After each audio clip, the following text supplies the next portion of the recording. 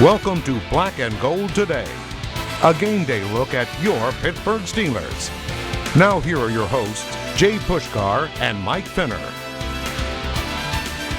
Hi, and welcome to Week 18 of Black and Gold Today. I'm Jay Pushkar alongside Mike Fenner. And Mike, for a second straight week, the Steelers needed fourth quarter magic to get another victory in prime time. But boy, are they finding it, and they're finding it with their rookie quarterback, and it's got to excite the Steeler Nation right now with the way that this guy is playing down the stretch, building on something pretty special and keeping this team alive for the playoffs as well. And in doing so, they've won 6 of their last 8 games and find themselves still in the playoff picture going into Week 18, the regular season finale.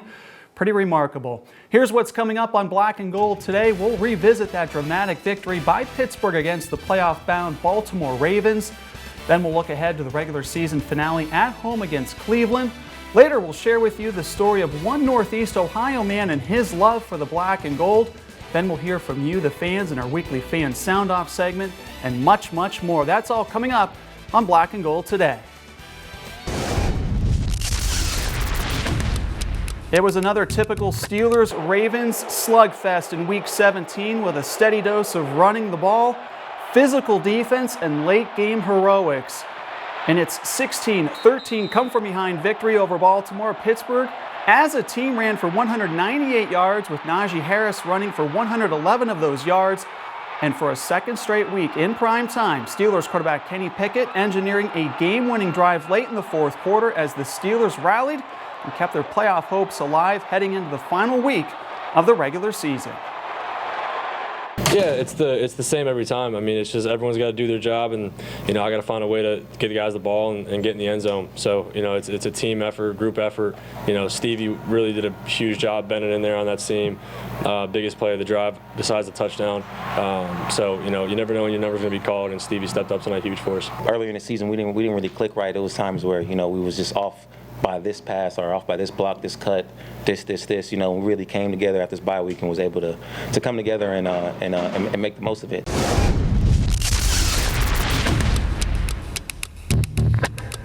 Mike, let's take a look at the box scores from this one. First, offensively, in the theme, running the football. Yeah, we talked about the way that this team's run the ball since they've come out of the bye week. They have been all over it.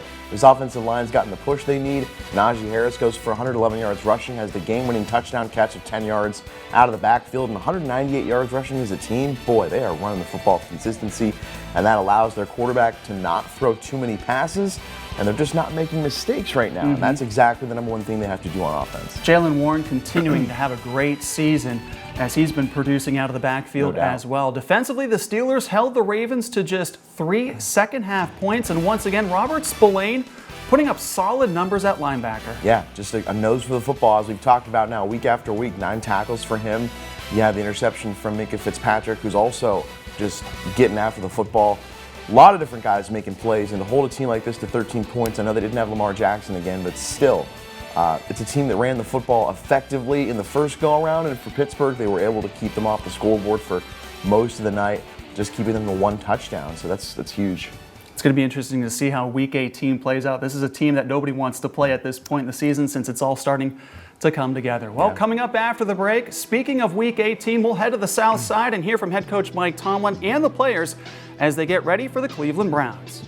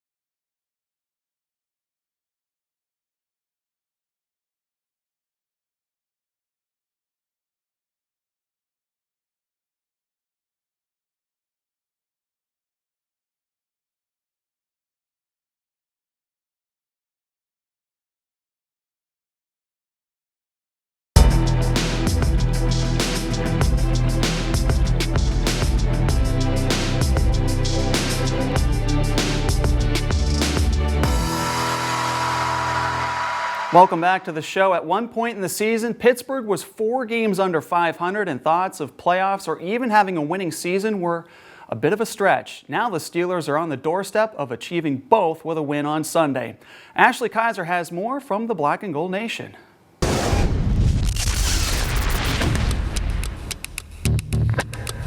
The winning streak continues. In a nail-biting final drive, the Steelers snagged their 3rd win in a row, defeating the Baltimore Ravens on New Year's Day. Now for the last game of the regular season, they take on the 7-9 Cleveland Browns and hope to keep their playoff chances alive. At the end of the day, we were able to win the line of scrimmage, I think, on both sides of the ball and do a better job of kind of controlling some of the attrition component of play that was a factor in our first meeting. In their matchup against the Ravens, quarterback Kenny Pickett made a game-changing pass to Najee Harris. I think it's reasonable to expect a sharp, hard-working, talented guy to get better with each exposure, and particularly to do so rapidly at the initial stages of gaining experience. For their final week of the regular season, the Steelers host the Browns. Both teams have been on the tail end of the AFC North. Tomlin says the Browns' running game is strong, and once they get started, it's hard to slow them down. It's going to be a big component. It always is when you're playing the Cleveland Browns and they have Nick Chubb and Kareem Hunt. When they get in 3rd and 1 and 2, man, you're dead. They can run it, they can throw it, they can do whatever it is they want to do. Although the Steelers had a slow start to their season, that doesn't mean they can't recover. But a win doesn't guarantee their spot in the postseason. Tomlin made it clear their focus is on the opportunity at hand, and when it comes to playoffs, he'd rather be a team on the rise. Can the Steelers seal the deal and earn themselves a spot in the playoffs? We'll find out on Sunday. Game time's at 1 o'clock at Acrisure Stadium. Reporting from the South Side with the Steelers for Black and Gold Nation, I'm Ashley Kaiser. Thanks, Ashley. As we said back in late November, the Steelers, not a huge chance to make the playoffs. At 3-7, seem destined for their first losing season since 2003. Since then, the Black and Gold have racked off 5 wins in 6 games, and they're still poised on the brink of a playoff berth. Against all odds, the Steelers enter Week 18 of the regular season in position to make the AFC playoff field with just 3 scenarios separating the Black and Gold from the postseason. Pittsburgh will watch closely in hopes of both New England and Miami faltering in week number 18. However, needing a win at home over Cleveland is priority number 1 for the Steelers come Sunday. We have to handle our business, and that's the first and foremost thing. I mean, I know a lot of people are probably questioning, do players keep up with it? The situations, the scenarios, but if you focus on that, you're not going to be worried about what you have to do. Football is a crazy game. Stuff going to happen. Teams win and lose. You never know who's going to have a hot hand each week.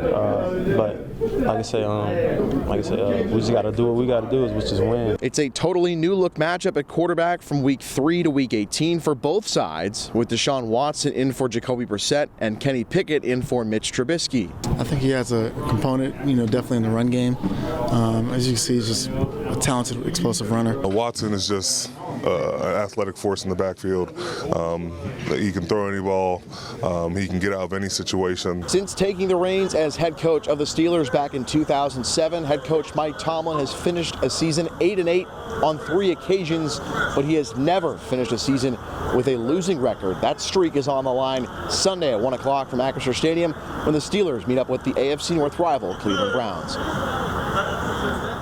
Now for their thoughts on Pittsburgh's regular season home finale against Cleveland, here are Jeff Hathorn of 93.7 The Fan and Tim Benz of Trib Live and DVE. In terms of beating the Cleveland Browns this weekend for the Steelers, a couple things will remain consistent, like, for instance, containing Myles Garrett when the Steelers have the ball. Garrett on the defensive edge for the Cleveland Browns continues to be a threat this season, although the Steelers' offensive line has been much better as 2022 has moved along. On the offensive side of the ball for Cleveland, of course, they've got to contain Nick Chubb, who went off for a big game against the Steelers when Pittsburgh lost to Cleveland in Week 3. The difference now is Deshaun Watson is the quarterback instead of Jacoby Brissett. Although keep in mind, Brissett did have a very good game against the Steelers back in Week 3. Watson's been only so far for the Browns. Take, for instance, last week, 9 of 18. That's all it took to beat the Washington Commanders. But he did throw 3 touchdown passes to Amari Cooper of those 9 completions that he had. Took 5 sacks, though, so maybe the Steelers' pass rush can come up big. much like the game against the Ravens, the Steelers are going to look to own the line of scrimmage against a team that beat them at the line of scrimmage the first matchup in the Cleveland Browns. Can they consistently be able to own that line, especially that offensive line? Can they get that run game going? Can they allow some things to establish with the offense? And then, of course, defensively, you have to limit what the Browns are doing with the run game. And can a Mark Robinson step up 2 weeks in a row? He looked really good against Baltimore. There'll be some more responsibilities on his plate this week. But, man, what we saw in that first week really has you excited from the Baltimore game going into Cleveland.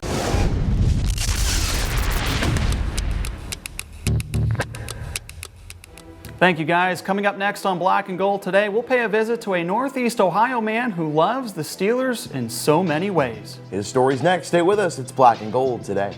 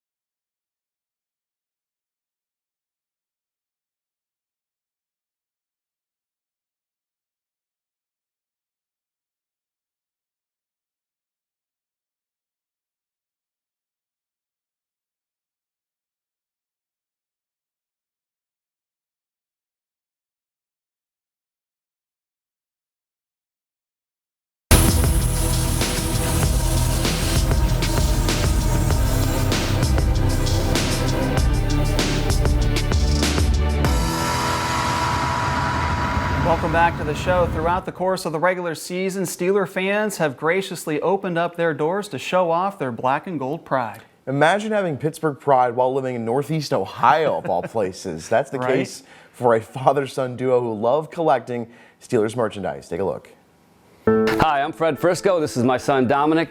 I'm from Chardon, Ohio, originally from Cleveland, Ohio, but we're lifelong Steelers fans. It started really with the Iron City beer cans, the 70s beer cans that had the team pictures on them. I would try to grab everyone I could and bring it back to Cleveland. Growing up in the 1970s, who doesn't love the Pittsburgh Steelers? But being in Cleveland, Ohio, a little tougher. All my friends are Browns fans. We have a great camaraderie, but Steelers are always number one in our hearts. Well, I like it. I like the Steelers. It's fun being raised with a great franchise. So we've got about 4,000 square feet total here, ranging from the 1970s all the way up through current. Tried to display some of our favorite memorabilia from some of the signs that we paint on down through, collectible footballs, signed jerseys, family types of pictures. I really like to develop memories with my sons and my wife and family, brothers. Anything that I can find that has the Steelers logo on it, I'll grab. One of my favorite pieces is this Pittsburgh Steelers book bag. I had this bag is probably close to 35, 40 years old. It holds about 4 or 5 books, thick books, and it gets pretty heavy, 40 pounds would say, maybe. The great thing about this bottom piece is this slides real nice on ice when you're bowling for a Browns fan. You know, the funny part about the Browns fans are, and maybe it's just my friends, but I think most of them, regardless of the hate for the Steelers, they do respect them. They see the 1970s, they see the history, they know the history of the Rooney family. And many of your friends try to turn you, so to speak, and try to make you a Browns fan? Not really. I have actually turned some of my friends into Steelers fans, which is kind of crazy. My dad's now 82, and we finally got him to his first Steelers game. I don't think he could afford tickets growing up and so forth throughout his life. So these are my brothers and my dad. I like this. This is one of my favorite collectibles. It's a great memory of us as a family, as a Steelers family. These are the old Three Rivers Stadium chairs. I'm sure a lot of people have these. These are a great memory of Three Rivers Stadium. My brother and I were able to find a guy who had these. We went back and met him in downtown Pittsburgh, and we decided, let's go put these seats back where they originally were. I think it's probably close. I'm not sure what section that is, but put those back there and thought, wow, this is where they belong, and it created a great memory for myself. So this piece here we won at the Steelers alumni auction. This is the groundbreaking shovel for Heinz Field, signed by Mr. Art and Mr. Dan Rooney. So another favorite piece is this 1982 Jack Lambert's 50th Anniversary Team Award. So this is a one of one. No one will ever have this again. Some custom-made banners that are really dear to me because they create a lot of history. This poster here with Dilly Dilly, the Steelers team, is for really. And Ryan Shazier was nice enough to come and sign this prior to the game. Unfortunately, this is a career-ending game that he was in, so we'll definitely hold this one close to our hearts. The history is so deep with Pittsburgh and the Browns fans. I think that's one of the things that they really look up to the Steelers about is that loyalty that the Steelers players have had throughout the years. That's quite an impressive collection of items, Mike. Well, it's on to our fan sound-off segment where it was quite a challenge trying to convince Steeler fans to chat with us in Ravens territory. Never easy, right? I understand you guys searched far and wide to get this done, but came across some brave fans who did want to talk a little black and gold. All right, here we go. Fan sound-off segment. Check it out.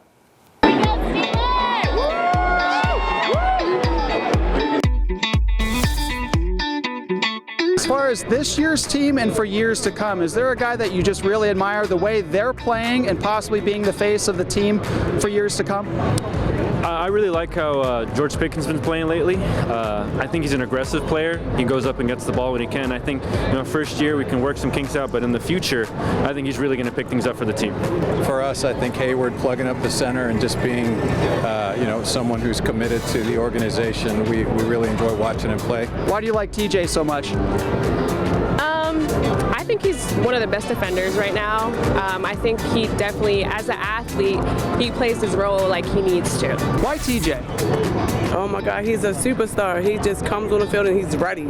Any time of the day, he's ready. The quarterback, number 8. I think it's a situation that's been learning for him. He's a young quarterback. He's just starting off. He played like Ben. He's strong and he has heart and courage. I guess Edmonds is my guy on defense. So. And why is that? Because his brothers went to Virginia Tech, I went to Virginia Tech, so I'm going to follow anybody who went to Tech. So I root for whoever he says.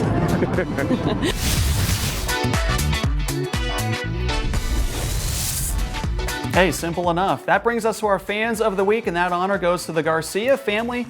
They traveled all the way from La Jolla, Texas. They were attending just their second Steelers game in person, and man, did they get their money's worth. Congrats to the new Good Luck Charms for the black and gold, the Garcia family. Well, with our stomachs rumbling, it's that time in the show where we bring in Black and Gold Today's Jessica Ryan and her weekly tailgating snack ideas. This week, she shows us how simple it is to make one of the most popular food items to share with the entire gang. Take a look. Steelers Nation, I cannot believe this is our last regular season game. I hope you enjoyed your holidays. I know one of the leftovers I always have are potatoes, just a few lingering at the bottom of the bag. So today we're going to make potato skins. You'll need a handful of small potatoes, some bacon bits, cheese, a little olive oil, coarse salt, and chives. Potatoes take a while to cook in the oven, so I just put them in the microwave. I pierce them with a fork and put them in for 10 minutes. We're going to really crisp the skin up here in the oven.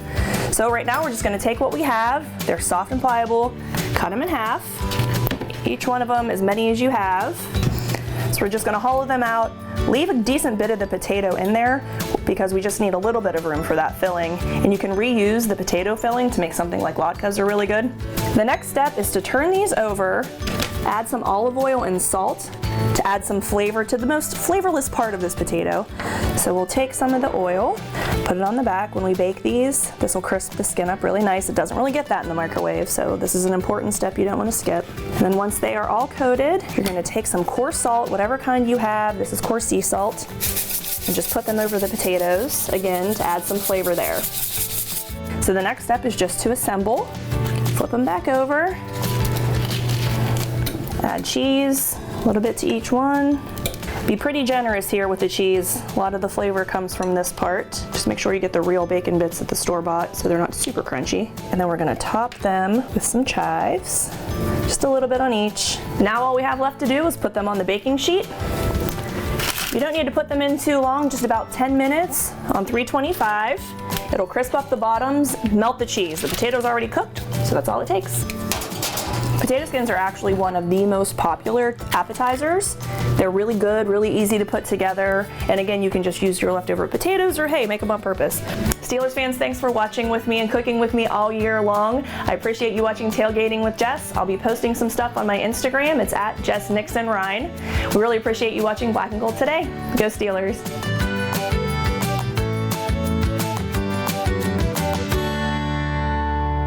Thanks a lot, Jess, and we'll be right back.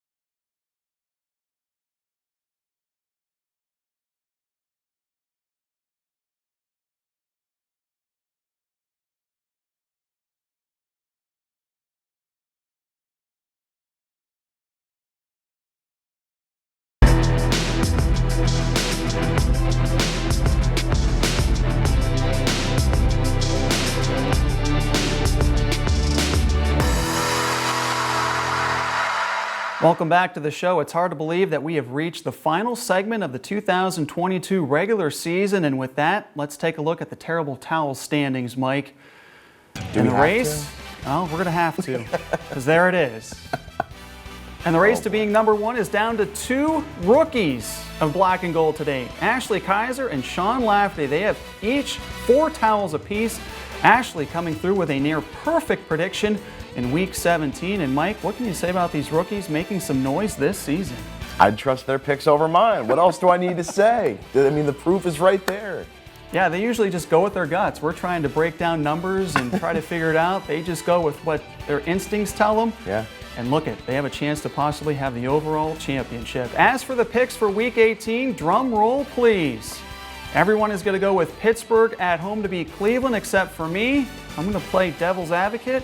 I'm going to go with the Browns. They did it back in Week 3. We'll see if they can do it on the road against the Steelers with a lot at stake for the black and gold. No doubt. It's going to be a totally different matchup from that Week 3 game. Jacoby Brissett, Mitch Trubisky out. Kenny Pickett, Deshaun Watson in. We'll see how it plays out. Should be exciting atmosphere at Acrisure Stadium. It's the home finale for the Steelers, and we'll see if they can even break through and make the playoffs. Well, that does it for this edition of Black and Gold today. From all of us here, have a great weekend and enjoy the games.